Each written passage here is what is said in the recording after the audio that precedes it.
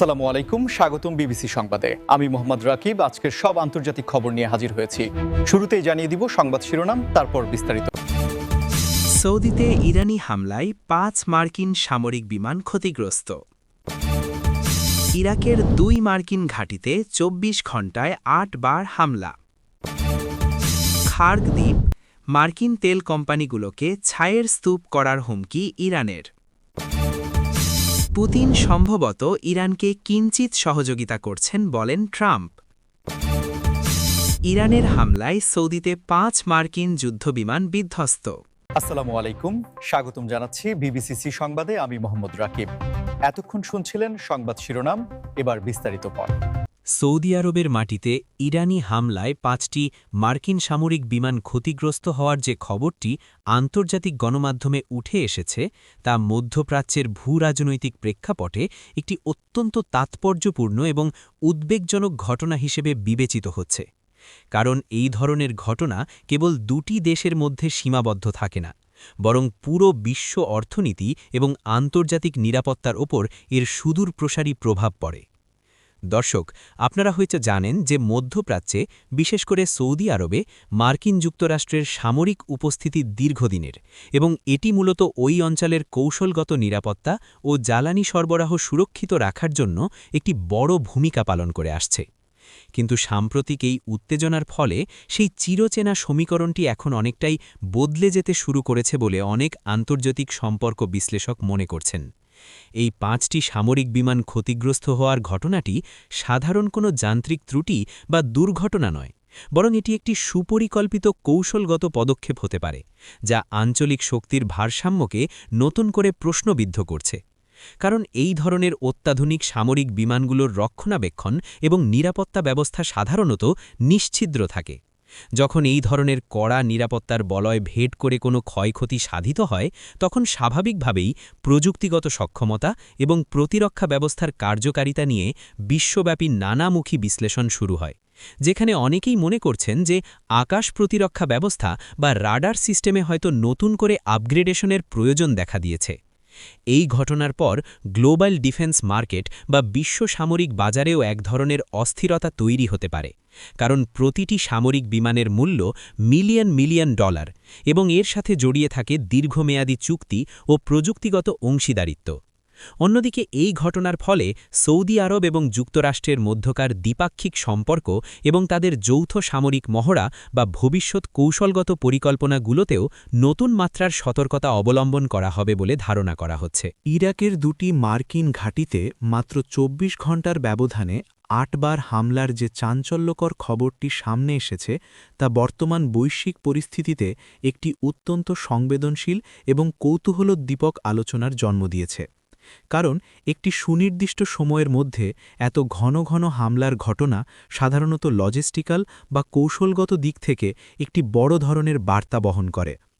আপনারা যারা নিয়মিত আন্তর্জাতিক সংবাদ বিশ্লেষণ করেন তারা হয়তো জানেন যে ইরাকে অবস্থিত মার্কিন সামরিক ঘাঁটিগুলো মূলত ওই অঞ্চলে আন্তর্জাতিক জোটের সন্ত্রাসবিরোধী কার্যক্রম পরিচালনা, স্থানীয় বাহিনীকে প্রশিক্ষণ প্রদান এবং কৌশলগত নজরদারি বজায় রাখার জন্য অত্যন্ত গুরুত্বপূর্ণ কেন্দ্র হিসেবে কাজ করে। কিন্তু ২৪ ঘণ্টার মধ্যে ৮ বার হামলার এই পরিসংখ্যানটি স্পষ্টভাবে ইঙ্গিত দিচ্ছে যে এই ঘাঁটিগুলোর ওপর যারা এই চাপ প্রয়োগের চেষ্টা করছে তাদের লজিস্টিক্যাল সাপোর্ট এবং নেটওয়ার্কিং সক্ষমতা আগের তুলনায় অনেক বেশি সুসংগঠিত এবং তারা একটি পরিকল্পিত ছক মেনেই এগোচ্ছে। এই ধরনের ধারাবাহিক ঘটনা শুধুমাত্র সামরিক অবকাঠামোর জন্যই হুমকিস্বরূপ নয়, বরং এটি ঘাঁটিতে অবস্থানরত আন্তর্জাতিক সামরিক এবং বেসামরিক কর্মীদের মানসিক অবস্থার ওপরও একটি ব্যাপক প্রভাব ফেলে। কারণ প্রতিনিয়ত সতর্ক অবস্থায় থাকা এবং যে কোনো মুহূর্তে জরুরি প্রোটোকল অনুসরণ করা একটি অত্যন্ত চ্যালেঞ্জিং কাজ। বিশ্লেষকরা মনে করছেন যে এই ঘটনাগুলোর পেছনের মূল উদ্দেশ্য হয়তো শুধুমাত্র ভৌত অবকাঠামোর ক্ষয়ক্ষতি করা নয়, বরং একটি মনস্তাত্ত্বিক চাপ তৈরি করা, যাতে করে আন্তর্জাতিক বাহিনীগুলো ওই অঞ্চলে তাদের দীর্ঘমেয়াদী উপস্থিতি নিয়ে নতুন করে ভাবতে বাধ্য হয়। এছাড়া ইরাকের মতো একটি দেশে যেখানে অভ্যন্তরীণ রাজনীতি এবং বিভিন্ন আঞ্চলিক গোষ্ঠীর প্রভাব অত্যন্ত প্রবল, সেখানে এই ধরনের ঘটনা ইরাকের নিজস্ব রাজনৈতিক স্থিতিশীলতা এবং তাদের সরকারের সাথে আন্তর্জাতিক সম্প্রদায়ের সম্পর্কের ক্ষেত্রেও এক ধরনের অস্বস্তি তৈরি করতে পারে। এই পরিস্থিতিটি আন্তর্জাতিক মহলের জন্য একটি বড় চ্যালেঞ্জ, কারণ একদিকে যেমন তাদেরকে নিজেদের ঘাঁটির নিরাপত্তা নিশ্চিত করতে হবে, অন্যদিকে স্থানীয় সরকার এবং জনসাধারণের সাথেও একটি আস্থার সম্পর্ক বজায় রাখতে হবে। খার্গ দ্বীপের নাম উল্লেখ করে মার্কিন তেল কোম্পানিগুলোকে ছাইয়ের স্তূপ করার যে চরম হুঁশিয়ারি ইরানের পক্ষ থেকে দেওয়া হয়েছে বলে খবর বেরিয়েছে, তা মূলত বৈশ্বিক জ্বালানি অর্থনীতি এবং আন্তর্জাতিক বাণিজ্যের ক্ষেত্রে একটি বিশাল মাত্রার মনস্তাত্ত্বিক এবং অর্থনৈতিক ভূকম্পন তৈরি করেছে। দর্শক, এই বিষয়টি ভালোভাবে বুঝতে হলে আমাদের প্রথমে খার্গ দ্বীপের কৌশলগত এবং অর্থনৈতিক গুরুত্ব সম্পর্কে জানতে হবে, কারণ পারস্য উপসাগরে অবস্থিত এই ছোট দ্বীপটি মূলত ইরানের তেল রপ্তানির সবচেয়ে বড় এবং গুরুত্বপূর্ণ টার্মিনাল, যেখান থেকে প্রতিদিন মিলিয়ন মিলিয়ন ব্যারেল অপরিশোধিত তেল আন্তর্জাতিক বাজারে সরবরাহ করা হয়। যখন এই ধরনের একটি অত্যন্ত সংবেদনশীল অর্থনৈতিক কেন্দ্র থেকে মার্কিন তেল কোম্পানিগুলোকে লক্ষ্য করে এই রকম একটি কড়া ভাষার বিবৃতি বা হুমকি প্রদান করা হয়, তখন সেটি শুধু দুটি দেশের রাজনৈতিক নেতৃত্বের মধ্যে সীমাবদ্ধ থাকে না, বরং তার সাথে সাথে নিউ ইয়র্ক থেকে শুরু করে টোকিও পর্যন্ত বিশ্বের বড় বড় শেয়ার বাজার এবং এনার্জি এক্সচেঞ্জগুলোতে একটি ভীতিকর প্রভাব ফেলে। আপনারা জানেন যে বিশ্ব অর্থনীতি এখনও অনেকটাই জীবাশ্ম জ্বালানি বা তেলের ওপর নির্ভরশীল, এবং আন্তর্জাতিক বাজারে তেলের দামের সামান্য উত্থান পতনও বিশ্বের যে কোনো দেশের সাধারণ মানুষের দৈনন্দিন জীবনযাত্রার ব্যয় বাড়িয়ে দিতে পারে।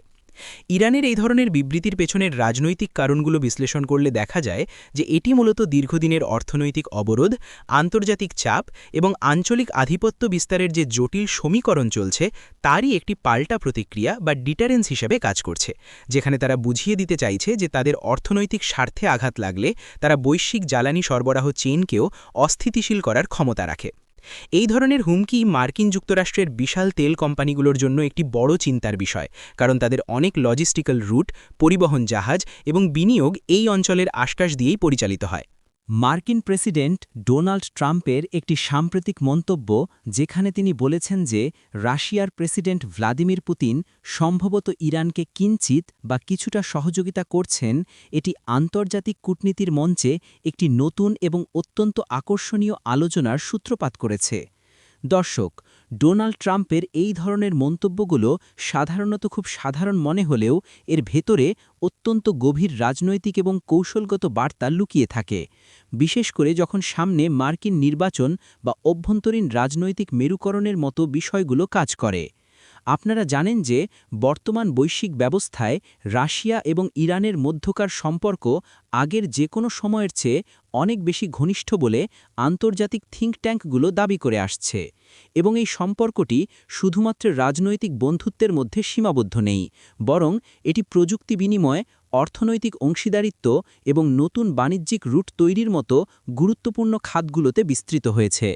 যখন ট্রাম্পের মতো একজন প্রভাবশালী বিশ্বনেতা প্রকাশ্যে এই ধরনের একটি মন্তব্য করেন, তখন সেটি আন্তর্জাতিক সম্প্রদায়ের কাছে একটি বার্তা দেয় যে মার্কিন নীতি নির্ধারকরা এই উদীয়মান জোটটিকে অত্যন্ত ঘনিষ্ঠভাবে পর্যবেক্ষণ করছেন, এবং তারা এটিকে পশ্চিমা বিশ্বের জন্য একটি কৌশলগত চ্যালেঞ্জ হিসাবেই দেখছেন। এখানে কিঞ্চিত সহযোগিতা শব্দটি ব্যবহার করার মাধ্যমে তিনি হয়তো বোঝাতে চেয়েছেন যে রাশিয়ার সরাসরি কোনো ফ্রন্টলাইনে না এলেও পেছন থেকে প্রযুক্তিগত সাপোর্ট, স্যাটেলাইট ডেটা, সাইবার নিরাপত্তা অথবা অর্থনৈতিকভাবে ইরানকে এমনভাবে সাহায্য করছে যা আন্তর্জাতিক অবরোধগুলোকে কিছুটা হলেও পাশ কাটাতে সাহায্য করছে। এই ধরনের সহযোগিতা বৈশ্বিক শক্তির ভারসাম্যে একটি বড় ধরনের পরিবর্তন আনতে পারে, কারণ রাশিয়া এবং ইরান যদি নিজেদের মধ্যে একটি শক্তিশালী বিকল্প অর্থনৈতিক নেটওয়ার্ক গড়ে তুলতে সক্ষম হয়, তবে তা দীর্ঘমেয়াদে মার্কিন ডলারের আধিপত্য। ইরানের হামলায় সৌদি আরবের মাটিতে ৫টি মার্কিন যুদ্ধবিমান ক্ষতিগ্রস্ত বা অকার্যকর হওয়ার যে সংবাদটি নিয়ে আমরা এর আগে কিছুটা আলোচনা করেছি, তার প্রযুক্তিগত এবং দীর্ঘমেয়াদী কৌশলগত দিকটি বিশ্লেষণ করলে এর গভীরতা আরও স্পষ্টভাবে বোঝা যায়, যা আজকের আধুনিক সমরবিদ্যার ক্ষেত্রে একটি বড় ধরনের কেস স্টাডি হয়ে উঠতে পারে। দর্শক, আপনারা জানেন যে আধুনিক যুদ্ধবিমানগুলো, বিশেষ করে যেগুলো মার্কিন যুক্তরাষ্ট্রের মতো পরাশক্তি ব্যবহার করে, সেগুলো শুধু সাধারণ কোনো উড়ন্ত যান নয়, বরং একটি ভাসমান ডেটা সেন্টার এবং চরম অত্যাধুনিক প্রযুক্তির সমন্বয়, যেখানে আর্টিফিশিয়াল ইন্টেলিজেন্স, স্টেলথ টেকনোলজি এবং স্যাটেলাইট কমিউনিকেশন অত্যন্ত নিবিড়ভাবে যুক্ত থাকে। যখন এই মানের 5টি বিমান একসাথে একটি নির্দিষ্ট অঞ্চলে ক্ষতিগ্রস্ত বা গ্রাউন্ডেড হওয়ার মতো খবর আসে, তখন সামরিক প্রযুক্তিবিদ এবং আন্তর্জাতিক বিশ্লেষকদের মনে প্রথম যে প্রশ্নটি জাগে তা হল, ঠিক কোন ধরনের প্রযুক্তি বা কৌশল ব্যবহার করে এই নিশ্ছিদ্র নিরাপত্তার বলয়কে অতিক্রম করা সম্ভব হল। এটি কি কোনো উন্নত ড্রোন প্রযুক্তির কারণে ঘটেছে, নাকি এটি কোনো সাইবার বা ইলেকট্রনিক ওয়ারফেয়ারের ফলাফল, যা এই বিমানগুলোর যোগাযোগ এবং ন্যাভিগেশন সিস্টেমকে অকার্যকর করে দিয়েছে? তা নিয়ে এখন বিশ্বব্যাপী ব্যাপক জল্পনা-কল্পনা চলছে। এই ঘটনার ফলে গ্লোবাল এভিয়েশন এবং ডিফেন্স ইন্ডাস্ট্রিগুলোতে একটি বড় ধরনের আলোড়ন সৃষ্টি হয়েছে, কারণ এই বিমানগুলো তৈরি এবং রক্ষণাবেক্ষণের সাথে বিশ্বের বড় বড় ডিফেন্স কন্ট্রাক্টর কোম্পানিগুলো যুক্ত থাকে, এবং এই ধরনের ঘটনার পর সেই কোম্পানিগুলোর শেয়ার বাজারেও সাময়িক অস্থিরতা দেখা যেতে পারে। তদুপরি এই ক্ষয়ক্ষতি পূরণের জন্য মার্কিন প্রতিরক্ষা বাজেট বা পেন্টাগনকে নতুন করে বিলিয়ন ডলারের বরাদ্দ নিয়ে ভাবতে হতে পারে, যা তাদের নিজস্ব করদাতাদের মধ্যে নতুন করে বিতর্কের জন্ম দিতে পারে। অন্যদিকে সৌদি আরবের মতো একটি দেশে, যারা নিজেদের আকাশসীমা সুরক্ষিত রাখার জন্য প্রচুর অর্থ বিনিয়োগ করে থাকে,